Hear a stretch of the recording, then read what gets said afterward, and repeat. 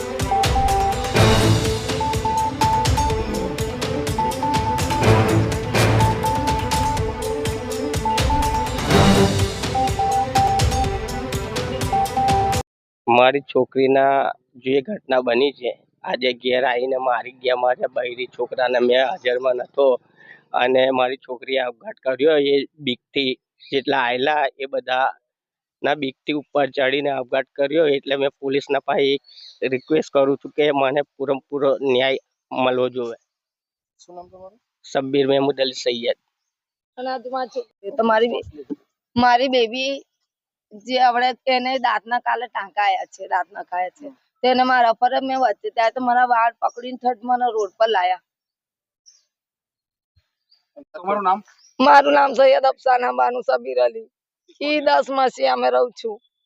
મેં કેસ કરવા आई તે પેલા એ છોકરાને ખેતર में भी गई, પેલા પોલીસ સ્ટેશન માંથી ગાડી લઈને તો છોકરા ભાગી ગયા હતા નતા। તેની મમ્મી શું કે છે કે આખું ઘર ચેક કરી લો।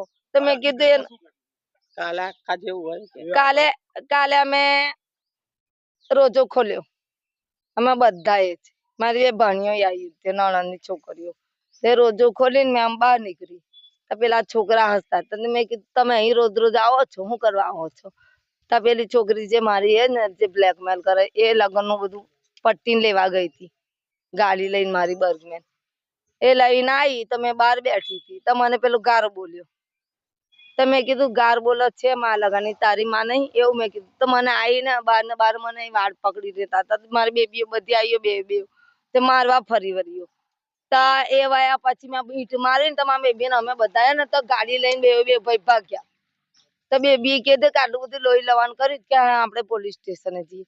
તો મેં પોલીસ સ્ટેશને કમ્પ્લેન લખાઈ અને લખાવતા પેલા મારા ઘરવાળાને ફોન કર્યો।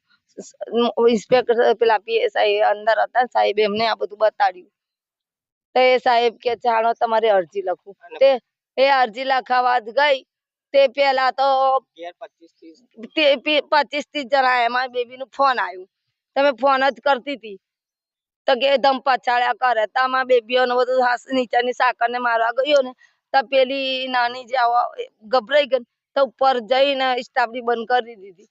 તો મારા મોટી બેબીને મન મેં કે નમાજ પડતી હતી, મગરિબની નમાજ પડે છે તો ખાસી વાર થઈ તો ખોલી ના ખખડાયું તો મારા નાનો બાપો છે ને કે મમ્મી ખોલતી નહીં, આમ કરીને ફોન કર્યું મને મારા નણંદની છોકરી ફીજાએ તો મગર તોડી નાખો। તે બાયનું બાજુવાળા અમારા છે ને જે મલેક સિકંદરભાઈ એ બધા આયા ને એમને બાયનું તોડ્યું તે પેલા તમારી છોકરી લટકેલી સાહેબ। કોણ હતા છોકરાઓ જે તમારે ત્યાં? એ જુનેદ છે, 19-15 ની વિટોરી છે, 1 મહિનાથી હેરાન કરે છે. હું ગારો બોલું છું તોય સાંભળતા જ નહીં. મેં મારા ઘરવાળાને કીધું, તમારા ઘરવાળા કે વિડીયો કરે. મેં કહ્યું કેમ તો વિડીયો ઉતારું. કાલે તો ઘરમાં આવીને બેસી ગયા. મારે હમણાં મારી છોકરી મારી ગઈ ફાંસી, અમને ફાંસીની સજા આલો, બીજું કશું મારે ન્યાય નહીં જોતું.